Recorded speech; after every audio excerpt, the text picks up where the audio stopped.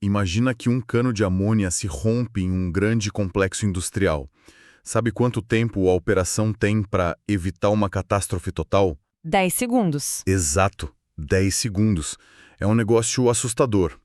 Hoje a gente vai fazer um mergulho profundo no manual da FEPAM para entender isso. E esse documento, que é focado na análise de riscos para sistemas de amônia, mostra como a engenharia industrial pega esse medo visceral de um acidente químico, sabe? E converte tudo em equações matemáticas bem rígidas. O foco é desenhar salvaguardas que operem de forma totalmente autônoma. E muito mais rápido que o tempo de reação de qualquer ser humano, né? Com certeza. Tem um conceito base nesse manual que meio que dita toda a lógica da prevenção. É a separação clara entre perigo e risco. A imagem que me vem é tipo a de um leão. Um leão, como assim? A quantidade e a toxicidade da amônia que está guardada lá. Ah, entendi. O risco não é o leão. O risco mede a qualidade da jaula, sabe? E a distância que as pessoas estão dela. A matemática mede exatamente a força dessa jaula. Nossa, perfeita essa analogia. O manual traduz essa relação através do índice de risco. É uma equação matemática que divide o fator de perigo pelo fator de distância. Mas espera aí, dividir o perigo simplesmente pela distância parece simples até demais. À primeira vista, sim. Porque pensa bem, se existe um vazamento gigantesco, mas a área urbana está a quilômetros de distância, a matemática inicial diz que o risco é baixo. Mas uma nuvem tóxica viaja com o vento. O clima não ignora essa linha reta desenhada no mapa. Ah, com certeza. Mas a divisão pela distância no índice de risco é tipo só um cálculo de zoneamento preliminar. Ah, tá. É o primeiro passo. Isso. A distância atenua a concentração do gás. Ao dividir um grande perigo por um raio de isolamento enorme, o índice cai. Isso gera 4 categorias de segurança. A categoria 1 seria a mais tranquila, então. Exatamente, para sistemas compactos e distantes de tudo. Já a categoria 4 indica risco de danos além de 500 metros. Normalmente são cargas altas muito próximas a centros urbanos. Caramba! E a questão do vento que eu falei? O fator meteorológico entra na etapa seguinte. E o perigo avalia a massa que pode ser liberada contra uma base de referência, que eles estipulam em 100 quilos. E por que usar exatamente 100 quilos como peso de referência nessa divisão? Porque 100 quilos de amônia vazando de uma só vez já é o suficiente para criar uma nuvem que atinge as primeiras dezenas de metros. Nossa. E com concentrações que causam danos bem severos à saúde. É aquele limite prático onde o incidente deixa de ser um problema só do galpão da fábrica, sabe? E passa a ameaçar quem mora perto. Exato.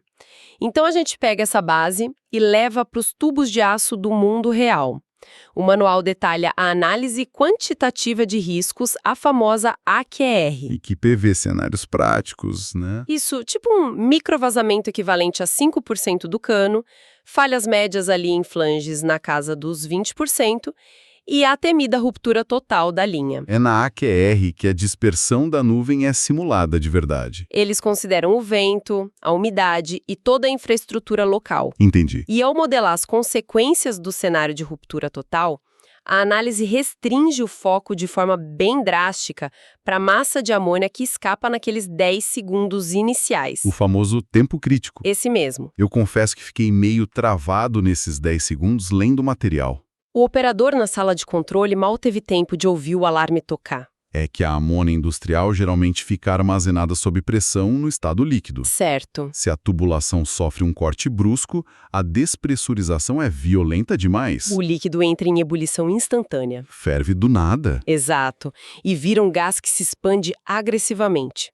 O pico absoluto da liberação de massa acontece nesse primeiro respiro do sistema rompido. Então, se a equipe depender de um ser humano, enxergar o vazamento numa câmera, sair correndo pelo pátio e girar uma válvula pesada, já era. Já era.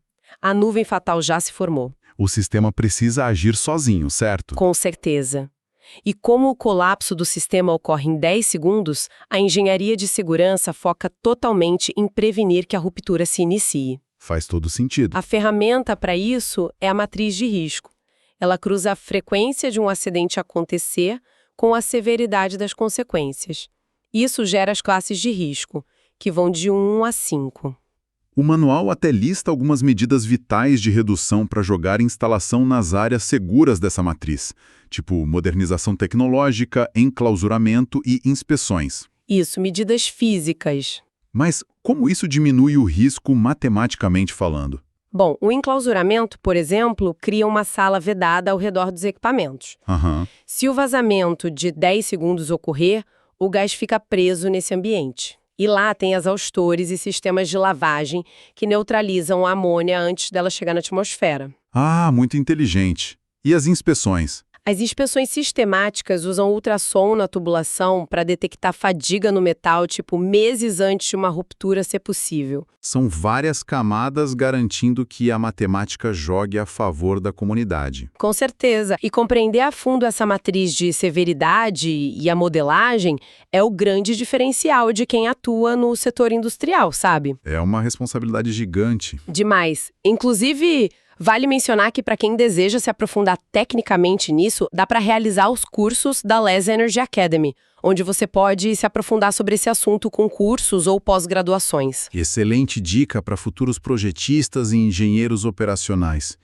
E olha, para encerrar nossa discussão hoje, eu queria deixar um pensamento provocativo para quem está ouvindo. Qual seria? A matemática da segurança opera de forma invisível 24 horas por dia ao redor dos nossos centros urbanos.